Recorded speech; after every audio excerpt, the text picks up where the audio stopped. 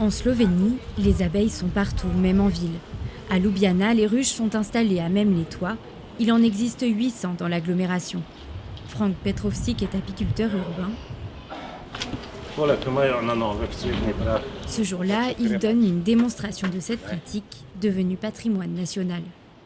En 10 ans, la population d'abeilles en Slovénie a augmenté de près de 30%.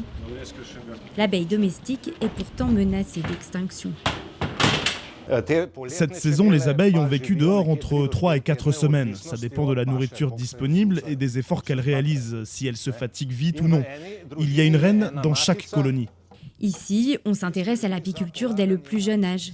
Apprendre à préserver les abeilles fait même partie des programmes scolaires.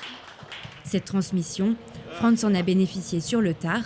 Sa vocation est née il y a 20 ans sur les toits de Ljubljana. Les abeilles bourdonnaient un peu partout ici. Ça sentait bon. Ça m'a rappelé mon enfance lorsque j'aidais mon oncle apiculteur. L'odeur du miel m'a inspiré, alors j'ai décidé moi aussi de me lancer. En Slovénie, l'apiculture est une véritable institution. On lui consacre même un musée, ici, à Radovljica. On y apprend comment prendre soin de l'abeille autochtone, la carnolienne, aujourd'hui très répandue. Même presque trop, elles sont si nombreuses dans le pays qu'elles peinent à se nourrir. C'est un problème qui se pose aussi pour les abeilles sauvages en Slovénie. Il n'y a pas assez de nourriture pour tous les pollinisateurs. C'est pourquoi les apiculteurs doivent aussi les nourrir, afin que la colonie ne meure pas de faim.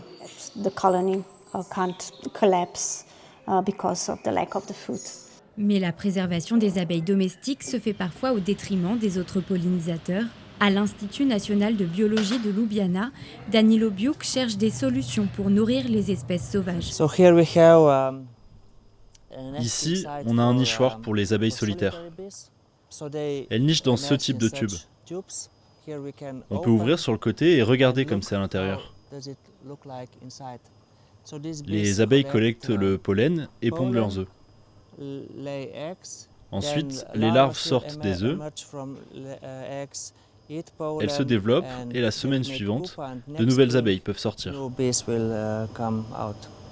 Le changement climatique et l'agriculture intensive réduisent la nourriture disponible dans la nature et affectent tout un écosystème.